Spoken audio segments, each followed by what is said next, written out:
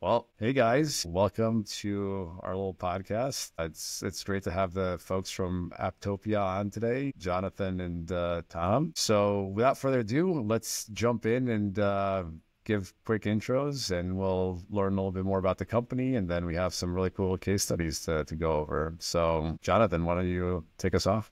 Sure. Matei, thanks for having us. Much appreciated. My name is Jonathan Kay. I'm founder and CEO of Apptopia. Those of you that know me, kind of a data geek, so very close to our data acquisition and data modeling generally, and looking forward to discussing more. What about you, Tom? What's your story? Thanks, Matei. I am Tom Grant. I'm head of research at Apptopia. I joined Apptopia about 4 years ago, and before that, I spent 15 years on the buy side, investing in stocks around the world, all sectors, all market caps, all regions. A ton of experience as an investor and trying to use data to make good investment decisions. So here at Apptopia, I'm really using the same data our customers are using to try and elevate insights to our customers and help them get the most out of the data. Awesome. So Jonathan, tell me how'd you start the company? What's your founder's journey been? Yeah, it's depends what you're drinking, I guess. Water right now. So let's start PG. I'll give you the water version. So started the company 14 years ago. By the way, this product placement is totally inappropriate on the podcast, by the way.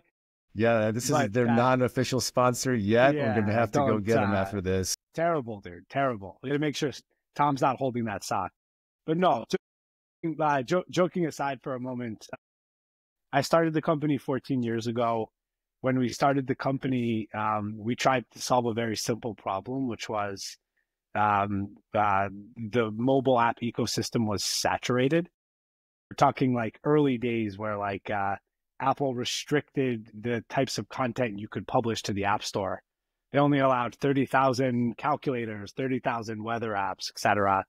And so we built an ecosystem that allowed you to acquire mobile apps and user bases very fluidly. And in order for that ecosystem to exist, we ended up collecting a lot of data on mobile apps. So if Tom wanted to buy your mobile app for 10 grand, he'd need to see a prospectus on that, right? And so we collected a bunch of data to show Tom data on your app. And over time, that kind of evolved to the fact that actually the data we were collecting was more interesting than the marketplace that we had built. Kind of 2014, 2015, we evolved to compete with, at the time, the market leader, who was App Annie.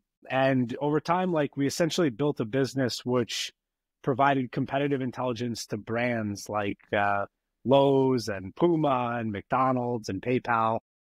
And over time, what we learned is that the data that we were providing, the mobile competitive intelligence we were providing, was deeply representative of how many of these public companies were performing. And it took an anonymous acquisition offer that we declined from the financial services space to hint to us that really there was an unbelievable amount of value for our data in the hedge fund space.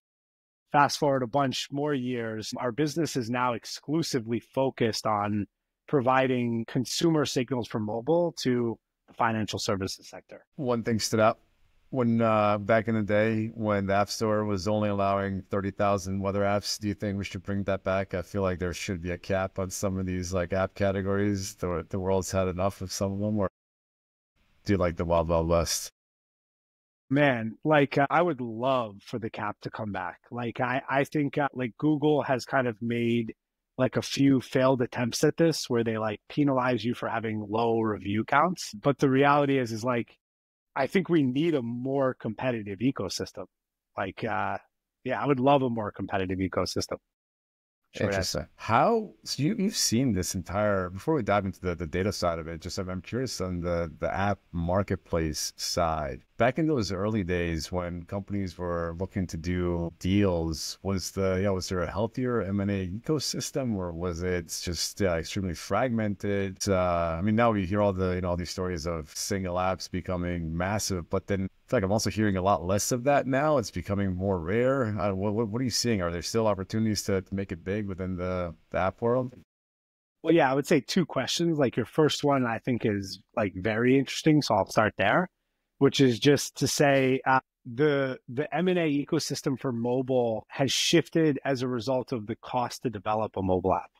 So what happened is in like 10 years ago, I mean, like it was like 15, 20 grand to develop a sports trivia game app, right? Where you still had to write all the content. And so like it was like 15, 20,000, just fucking bare bones, absolute bare bones. And then you have enterprise companies spending hundreds of thousands, if not millions, to develop an app. And so what happened is if you could acquire like an app that was making, you know, $1,000 a month for 10, 15 grand, because the developer wanted to monetize their future cash flow today, right? And it created this quid pro quo where essentially you could spend the same amount of money it would cost to build an app to acquire an app with an existing user base and some existing revenue stream, which if you were interested in getting into that space anyways, better than starting from scratch, and allowed the developer to monetize and work on another idea that they're more passionate about. And so I think it was kind of awesome. It's just, honestly, like we were probably a little early to that. You know, we really pushed 2010, 2011, 2012 in that market. I think we were a little early. The brands weren't fully there yet.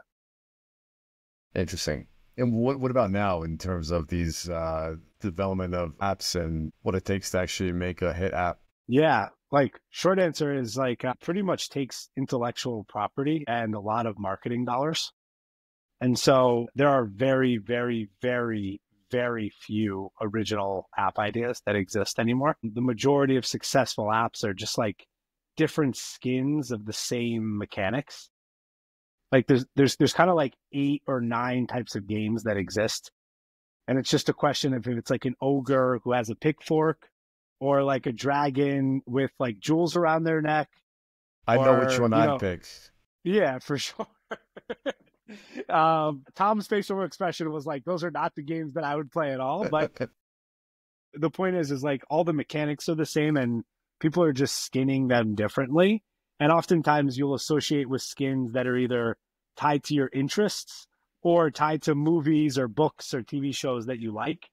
And so it's why you've seen companies like Disney and like Universal Studios and Illumination Studios, like they're making so much money in mobile selling their intellectual property to game developers, because like you'll just play a game if there's a minion there.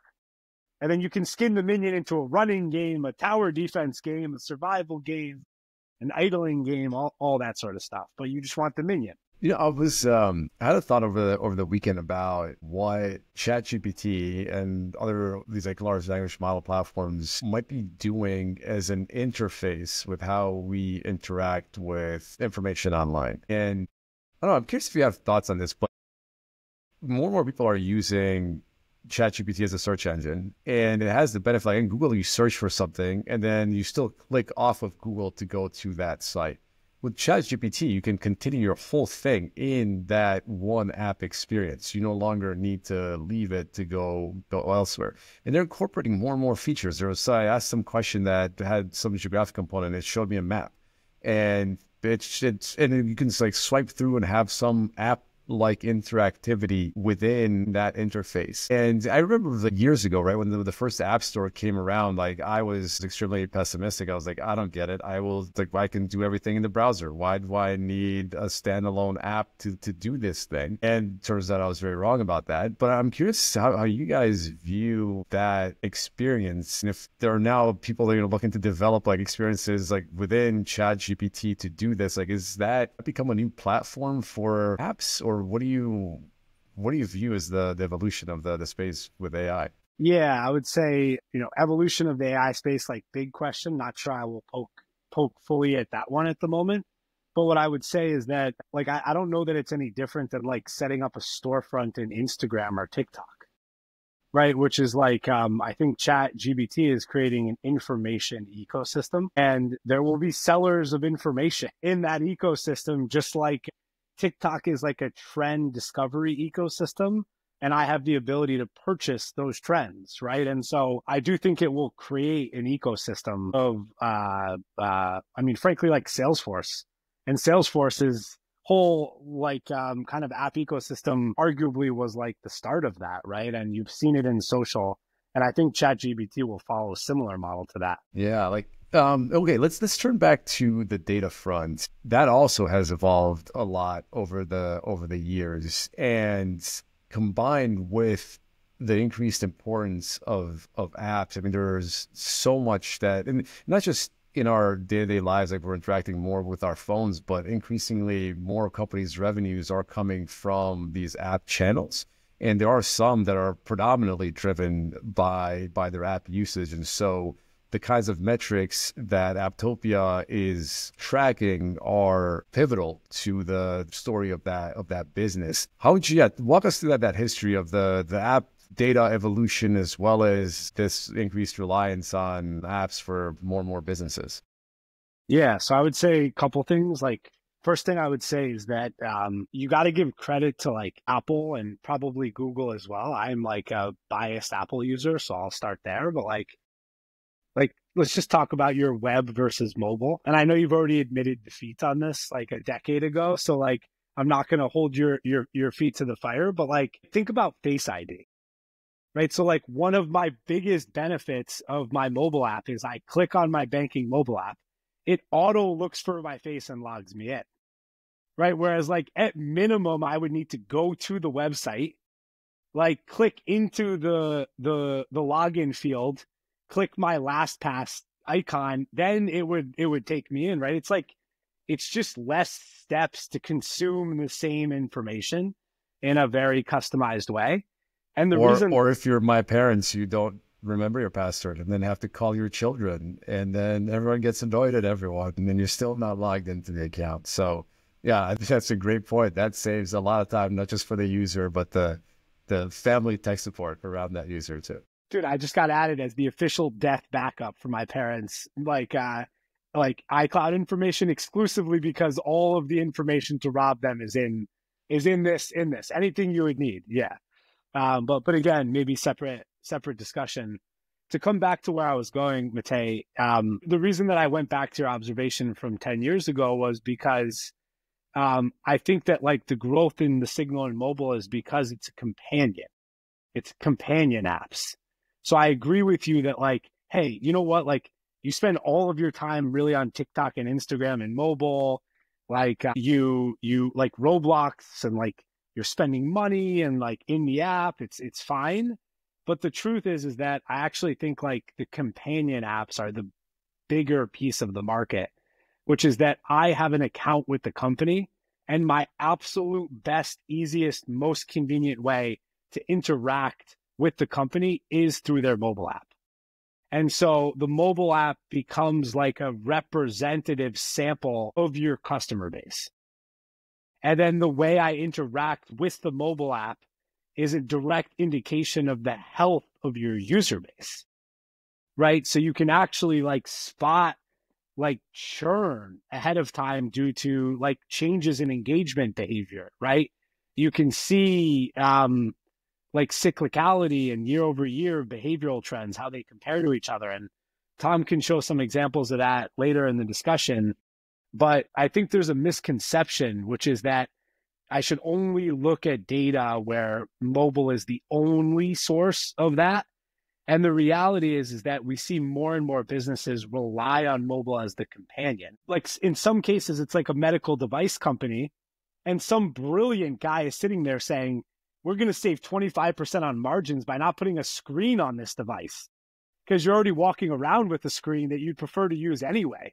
So you don't even get the readout on the device, dude, right? Like our kids will take pregnancy tests in high school, and they won't even show up on the freaking pregnancy test. It's going to show up on an app, like on the Oh Shit app on their phone, right? Now, it's a terrible example. I'm sorry, but yeah. As a father of a daughter, I hope, pregnancy tests in high school are pushed off a few years. But yes, no, I think that's right.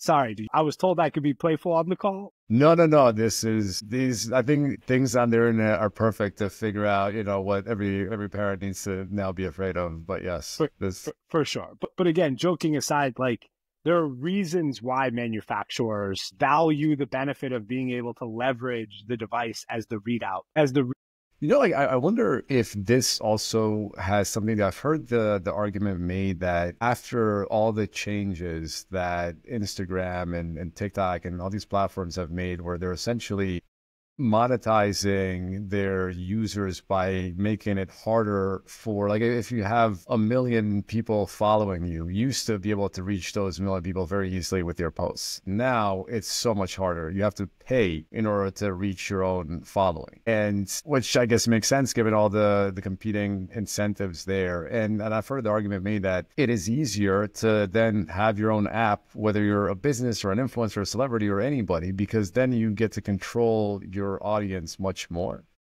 And to your point, it's also where these metrics are, you're gonna have like the more hardcore diehard fans migrate over to your own apps anyway. They're gonna be the first adopters of the app, and so that is potentially a good leading indicator for the health of the business to see what that segment of your customer base is doing. Yeah, I like this specific debate. I think that it's like I think the influencers are like naive and arrogant, frankly. I think the reality is that if you look like at a different generation where this didn't exist, the only people that were famous were people you would see on your TV or on movie screens. There was like really no other way to be famous, right? Like news anchors were like the most famous people because you saw them all the time. Yeah. And so the reality is that social media has given influencers a platform to my wife, we talk about celebrities a lot in our house.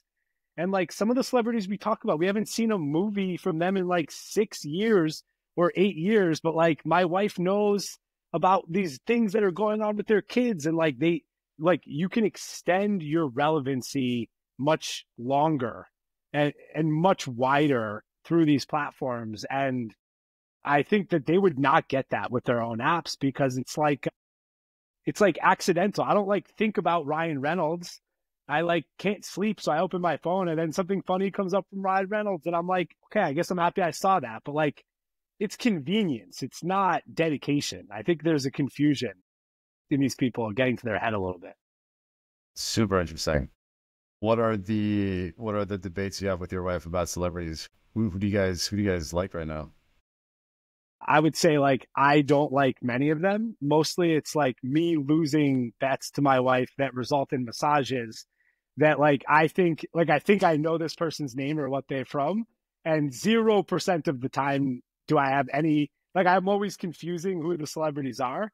And so she just like default takes the bet with me before I even finish the sentence at this point. That's amazing. Yeah. Now I know, yeah, we do be a good gambling partner. That's great.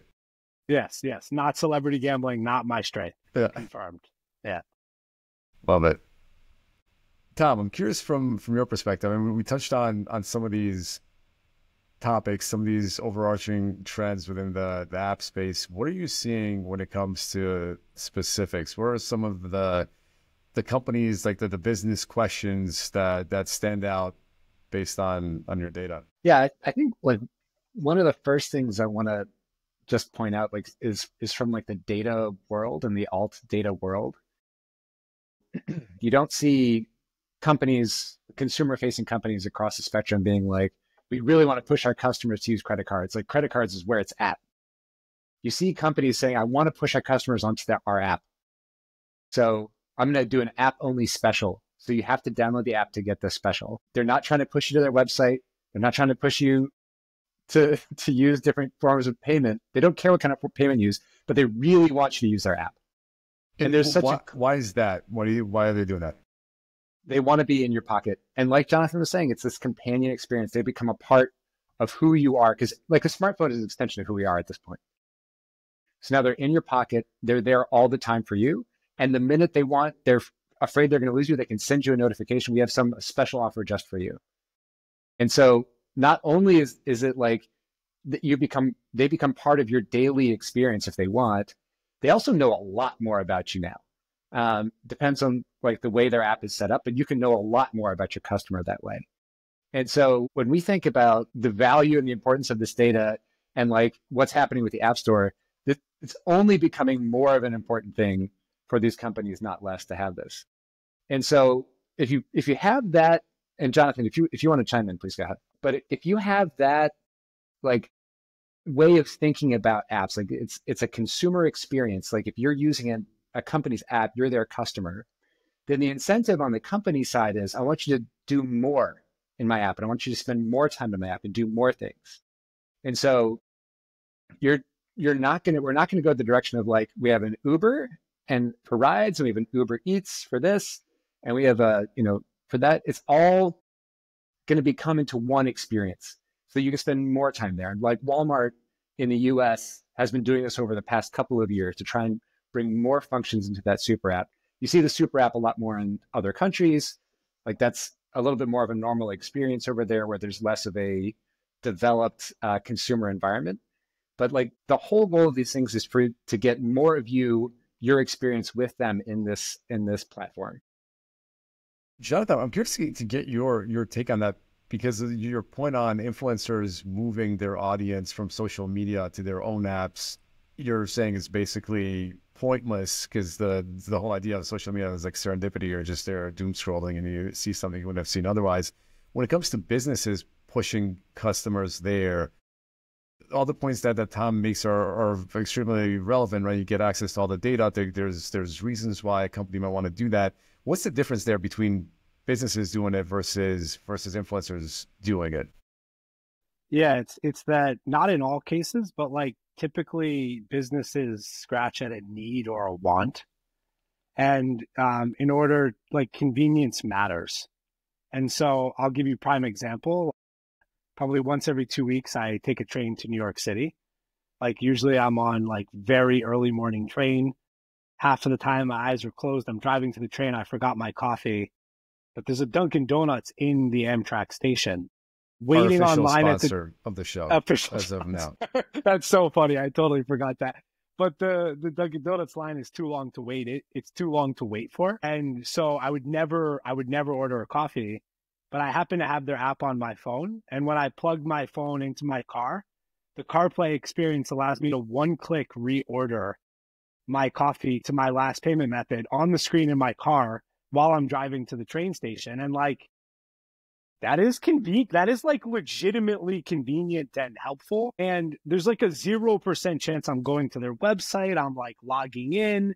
It's like, Matei, like this is like a fingerprint, right? And so just like if you go to a hotel room and you want to watch your Netflix account, having your phone connected to the same Wi-Fi that this TV is, like, it's like a fingerprint of who I am. And the more integrated it gets with the devices around me, it just makes it easier for me to have these experiences. And so, like I apologize to the influencers out there, but they're like nice to have TV content. It's like no different than like putting Big Bang Theory or Friends on in the background. Whereas like for these products, it's like I may need to purchase something or want something. And I'm more likely to do that if you like grease the skids of me doing that. That's a great point. Yeah, I think you also touched on something else that's pretty key, which is that the difference is going to a website versus going into an app. And on the website, you know very little about this person. You don't have this fingerprinting of each customer, and being able to move them as a business from a website experience to an app experience is better. It reduces friction in terms of transactions, so that also ultimately makes things a lot easier. Whereas the friction component for influencers, like you just want to watch content, like I don't want to, it adds friction to have me jump through more hoops, whereas the business use case is the exact opposite. So yeah, that makes a ton of sense. So yeah, oh sorry, Matei, man. No, go ahead. I was gonna turn it over back to you to hear about some curious to see some of these case studies, some of the things that you guys have looked at. And now I hope there's a Dunkin' Donuts case study. If not, we're going to have to redo it. Let me make some new slides over here. Yeah. So like where I was going to go, like eventually back to your first question, which is that if companies are saying, I want to be in my consumer's pocket, and if you're an investor and you're trying to follow the the consumers of that company, like you're trying to follow customer activity, you want to see the same thing. So when I started at Apptopia 4 years ago, people were like, does your data, does it kind of track with what the company says? Show me your data on Facebook. And we'd be like, yeah, like there's Facebook's data use, there's RDs and Facebook, like they track. And so for a couple of years, it was like, okay, well, let's just see how many companies our data tracks well for. And like, we'll get this, like, are we pointing in the right direction? Yes. And so for a couple of years, that was like the main use case. And it still remains a good use case today. But like we've been talking about, the way that the experience is changing, the way that the platforms are changing, the question was more or less, does your data track with what the company says versus like, who's doing that? So like DAUs went up. Who was that? And so we started working on like, can we answer that question? And now what people are saying is, can you track that user and what they're doing? Like, what did they do and where are they going now? And these are like getting into the very difficult questions that everyone that cares about the mobile experience is starting to ask right now. And so we are pushing really, really hard and to be able to do that. And actually, we just had a pretty big announcement about that, which I thought maybe Jonathan would just touch on real quick in terms of direction we're heading. Yeah. So like at a very high level, like we made an acquisition in the back half of last year where we acquired a like consumer panel business. And the motivation there was to like essentially build on top of some existing technology that we have that allows us to collect user level data, where essentially tied to a persistent ID, you can see session start, session close. You can see some page event level data within the app. But the motivation there is exactly as Tom said, which is like, hey, like it's becoming pretty common to notice that there's a trend shift, but pretty quickly you need to understand why the trend happened. Like why was there a shift in the trend? Because the answer to that may actually determine whether you want to place a bet or how much of a bet you want to place, right? And so sometimes what we see is like an aggregate metric move in one direction where like a key segment was leading that a quarter earlier, or a key segment is lagging a quarter behind the aggregate. And then it's kind of like, hey, like pump the brakes a little bit because there may be some artificial growth there, or that growth in users isn't going to correlate with the growth in revenue that you expect because the key segment's kind of lagging behind. And so what we've seen from our customers is they're kind of demanding that double click on, yes, there was a trend that happened, but why did it happen? And so having user level data has become essential to answering that. And we started reporting on that a year ago and saw an opportunity in the space to acquire a company that had like phenomenal technology, kind of poor business model, and they were underutilizing the technology that they had. So we kind of brought it in-house and like relaunched it and are starting to collect like quite a bit of data now that's in products we have and more to come over probably next 6 months. That's amazing. Yeah, congrats on that acquisition. I couldn't agree more with the thesis. We see that across our entire client base. I think that's been the evolution from my side of the table over the past couple of years within fundamental investing, is that people want to go much deeper into the research. They don't care about just top line revenue forecast. They want to understand what's happening.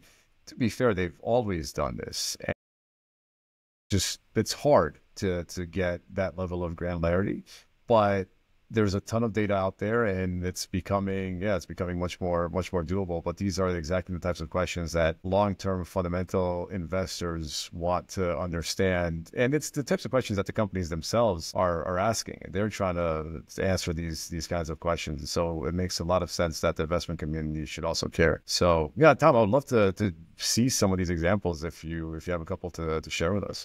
Yep. I'm just going to share my screen right away here. He says so confidently. There it is. All right. So what I'm going to share here is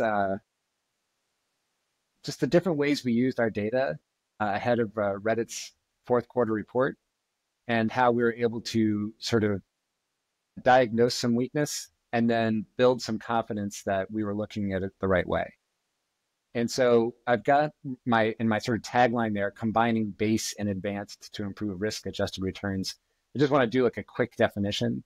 Our base data is our like aggregated algorithmic data that looks at every app in every app store or Google Play in every country around the world. So millions of apps, all with the same 6 data points, which are downloads, that's new users, in-app purchase revenue, DAU, MAU, sessions, and time spent, all algorithmically calculated. And that's a product that's been in the market for, Matei, as you know, a very long time. Although, then, Tom, I think nowadays we can't say algorithmic anymore. We have to say AI. So these have all been AI generated. I apologize. Dude, our business's valuation just went up. I know. So we're an AI company. This is amazing. Thank you, Tom and Matei. I appreciate that. Yeah. And then the advanced is basically a productization of our panel. So we have a 5 million user panel that we realized we could pull direct insights out of. And that would get us like a level of granularity that we're just not able to provide with the base. So I think of the base as like wide but shallow, and the advanced is narrow because it's not as many stocks, but it's deep because we can see a lot of user activity on it. All right, diving right in. So this is the base. You can see in the top left, this is called the Apptopia base. And what we were seeing was basically app DAUs are up and consensus, app DAUs are down, and consensus was expecting DAUs to be up. So let me explain the chart. The dark blue line, that's our data for DAUs in North America for Reddit. The teal line is what Reddit has reported for North America DAUs. And the orange little dotted line at the very end, that's what consensus was expecting Reddit to report in the fourth quarter. So they were expecting continued increases in the DAUs that Reddit reported, but our data showed like a really sharp drop. Now I have there the actual. It kind of came in the middle, but it was a sequential decline, which is what our data was saying, and quite different from what consensus expected. Now, when I looked at this before they reported, and I saw consensus is expecting this to go up, and the stock's going up like a rocket, and our data is saying like there's a big sequential decline, I was like, well, this is normally a signal I'd be talking about to customers, but it's so different from what the market expects, so different that I'm not sure. And so I have a call, right? I have a call it's going to miss, but is there a way to use our data to reduce the risk of that call? Like, is there other ways to investigate it? And so a deeper look was required, and that's where we go to the advanced data. Does this make sense so far, Matei? Absolutely, yeah. That's a question that comes up often, right? It's like when the data is the most actionable because it's showing such a large divergence from consensus, that's also when you question it the most, and you want to make sure that it's right. So like when the data is potentially the most useful, it's also when you trust it the least. So anything you can do to get confidence is extremely helpful. Yeah, and I should also mention at this point that our base and our advanced have different signal. They're different data sets. So I just want to be clear, I'm not like looking at the same data just in different ways. And so I'm just reconfirming what I'm seeing in the base. It is actually, there's different signal here. Okay, so now we're moving on to the advanced portion of what we're looking at. So when I look at Reddit, the first thing I always want to do is I want to identify the male users. I want to see their behavior because more than 50% of Reddit users are males, and males tend to be like the most engaged, like they really get after it in Reddit threads. And so what we saw is that on a monthly basis, the light gray bar, that was male user engagement, and it's year-over-year growth. It was very strong. And if you were to break this down a little bit more, that year-over-year growth was really concentrated before the election and in like the week after the election. But then we saw it start to decelerate quite a bit. And it decelerated enough that in December, for all users, the year-over-year growth and engagement was actually negative. It was not growth, it declined. So if you had seen the base data saying, hey, things look really bad, and then you came here in October, you'd say, things are not bad, things are actually great. But once the election sort of passed, that growth really started to decelerate. And then obviously you have a little bit of time post the company reports before post the quarter ends before company reports to get another sense for it. You can see that continued into January. So we were actually doing forecasting of Reddit at this time. Our early in the quarter forecasts were showing that Reddit was going to beat expectations. But by the end, our forecast was way below expectations.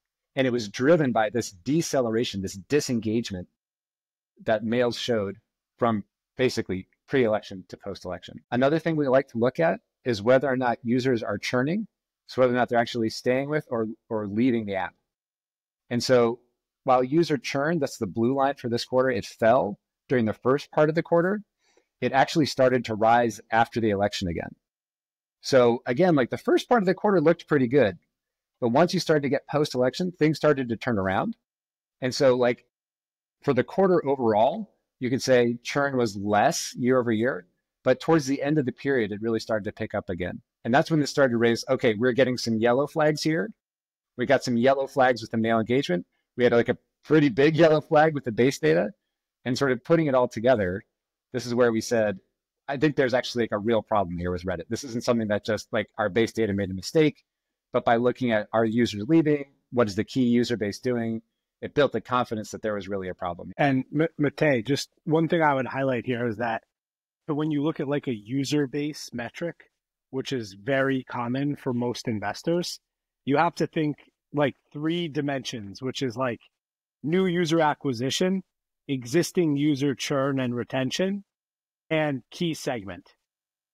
Like those are typically the first 3 things that we would look at, which would be the things that would logically make the user base move. And depending on the company, the region, the thesis, like understanding which of those is driving it, like could impact your hot, warm, cold, etc. Sorry, Tom, back to you. And you guys on the key segment part of it, I think it's an interesting point. I know we've talked in the past about other examples like dating apps and so on that are reliant on one particular segment of the app users. How much of that comes from the investors to tell you which segments they care about versus how much of that do you guys showcase as part of your analysis and reporting? So a couple things. So first thing is we provide a variety of different segments for all tickers, period. So that if an investor has a thesis, they should be able to isolate a segment that is associated to that thesis. We do provide like a Apptopia recommended segment, but then we still provide you all of them. And I would say typically the Apptopia recommended segment is mostly driven by like management commentary, right? So like I think one of the most common kind of drivers of this data, Matei, is that like management says they're targeting a specific segment of your users, maybe Spotify targeting Gen Z, maybe Match Group targeting female users. It could be whatever. There's like lots of different examples. Social media targeting younger people, right?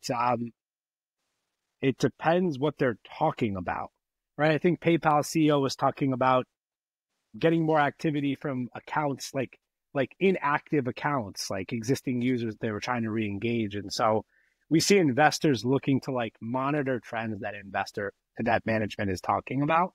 And typically management is talking at a segment level because it's how you think operationally. And like, you know, management is trying to stay away from the aggregate numbers that they could get in trouble from talking about as well. I think it's also really important for clients, potential prospects to hear about the level of segmentation that you guys can do, because coming into this, they might assume that, oh, you can only track top level downloads, but just the fact that there are so many different ways to cut this into segments, I think that on its own is really interesting.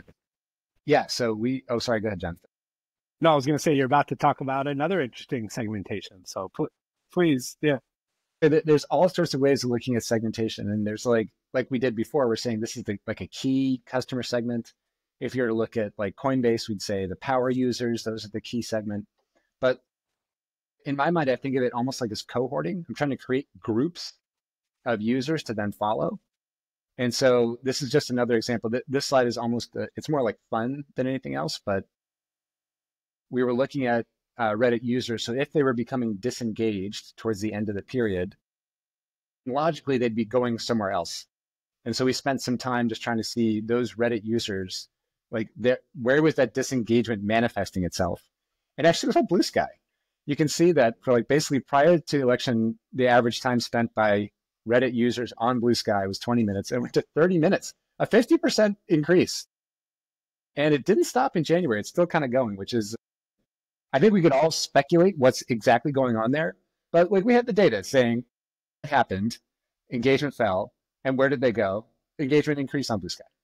That question comes up a lot. And I think this is what Jonathan, you were saying earlier, like this advanced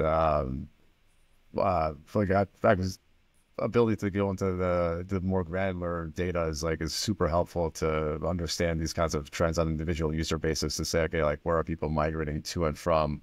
What is their, if they leave one app, where is that particular person going to? And yeah, that question comes up all the time. Right. Like, I think it's different if I'm leaving Reddit to play Fortnite versus to go to another text-based social media company, right? Like one is like ADD, distraction, shiny things, this generation. The other is like, you're not serving my text-based social media needs, and I'm going to another one who will do it better. That's like a direct loss. You know what I mean? So I think it matters. All right, Tom, bring us home with Disney Plus. I'm going to fly through this next one because we're getting long in the tooth here. But like, besides looking and say like, oh, like Reddit, we got it right, and here's why. We're trying to be like, what is happening now? So streaming is a very competitive space, and we are seeing that Disney Plus is losing users. So I'm just going to go through the competitive dynamics real quick, and we'll end on By the way, on something. I have another marketing thing for you. Instead of Disney Plus, Disney minus, and that's the thing we're going with. It looks like I did Disney Plus minus, right? It's Disney like Plus down. She's just Disney minus from now on. Yeah. No, we won't get a lawsuit from them in the coming weeks. We got Duncan to save us, so we're fine. There we go. We're not even. So this is looking from the beginning of the fourth quarter through just Valentine's Day, because that just happens to be the day in which I ended it. You can see that the user churn, so the percentage of users that are leaving Disney Plus, rose from 41% to 51%.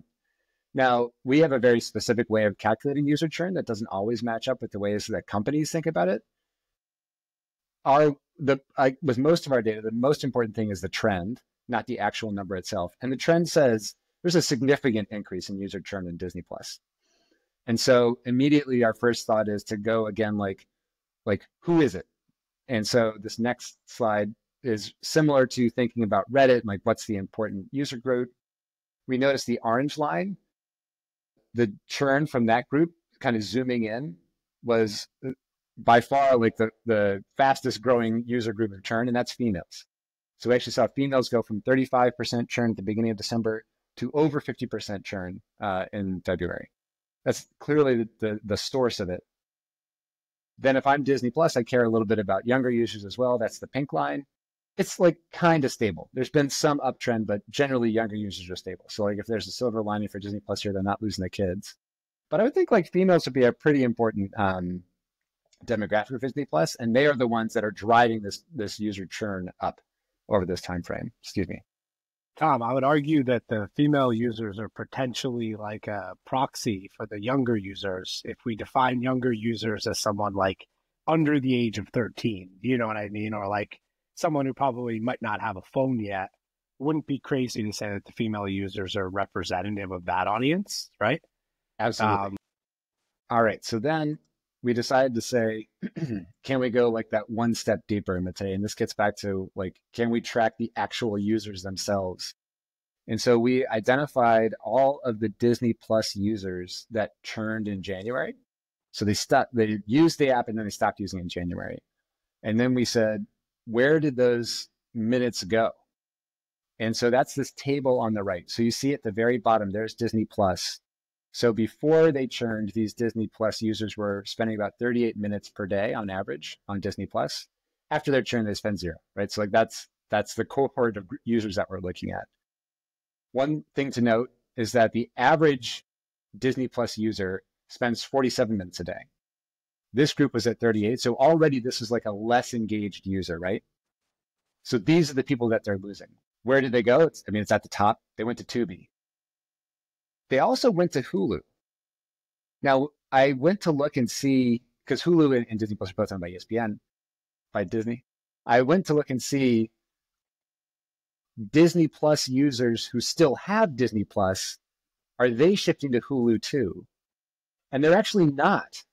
So Disney Plus who still have Disney are using Hulu less, but Disney Plus users who canceled Disney are now using Hulu more.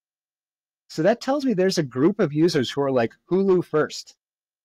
And if you're having to make an economic decision, they're like, I would rather have Hulu than Disney, right? So I don't want the bundle that has Disney and Max and Hulu. I want just Hulu. And so they're not paying for Disney anymore, and they're going over to Hulu. The Tubi one's also interesting because Tubi's free. So I think there's an economic indicator there. The flip side of that is that the Super Bowl was on Tubi, and that's in this period. So that could be influencing that number to be a little bit higher than it might normally. Like unplanned commentary here. What's also interesting is like the top three are kind of like more like national TV programming. Like you can watch like cable TV on Hulu, right? And Tubi and CBS. And so it like there could be a view here that also says that people were watching more like TV broadcasting than streaming. And so people who are cost or price sensitive, like shifted their time and potentially their money there. And just like every amazing data analysis, this one raises a bunch of questions too. It's like, I wonder if that has something to do with programming. We've seen significantly less investment in original content on some of these streaming platforms. Even on Disney, right? I have kids now, so there's that library of content there, but there's not a ton of new stuff, and so I think that has something to do with it. Whereas like you mentioned, the national ones, like they're constantly putting on new things, and so I wonder if that also has something to do with it. But this is super, super fascinating. Yeah, I showed this to my 17-year-old, and he said, "Dad, Disney is sold," which I think means it's not good. So that kind of confirms it for you. Yeah, no, I mean, I love how, it's like I love how the guys are still sticking around with Disney Plus. They're watching Marvel reruns or Star Wars, and it's, there's not a ton of interesting and new stuff coming online. That's amazing. Honestly, I think these are some like phenomenal examples of how deep you can go into the data, and also how it's impacted by so many things, and there's a lot of different factors. Like you mentioned, the Super Bowl, all these. Like, once you see one or two competitors, you then have so many follow-up questions there, and that is the beauty of what I like about our jobs and working with these investors, especially on the fundamental side, is that they have tons of questions, and every time you show them something, they're now like, oh wait, this is super interesting. Like, not only do I might want to go short some of these names, but I might want to go long some of the others, because there's winners and losers. There's macro trends. There's a lot of interconnected like companies here that stand to win or lose from some of these trends. So I think it's been super fascinating. Well, guys, it's been awesome chatting with you guys today. I mean, I feel like we've covered a ton. What's the best way for folks to get in touch with you if they have other questions? Yep. So I would say like our website, or like jon@apptopia.com. Like, please don't hesitate to reach out directly. Awesome. Well, thank you so much for chatting with me today. This was awesome. It was it's great to learn some of these things, and to now have a new official sponsor for our shows. You never know where these conversations will take you. Love it. Happy we could help, man, and a pleasure to chat with you as well. All right. Cool, guys. Thanks. Stay.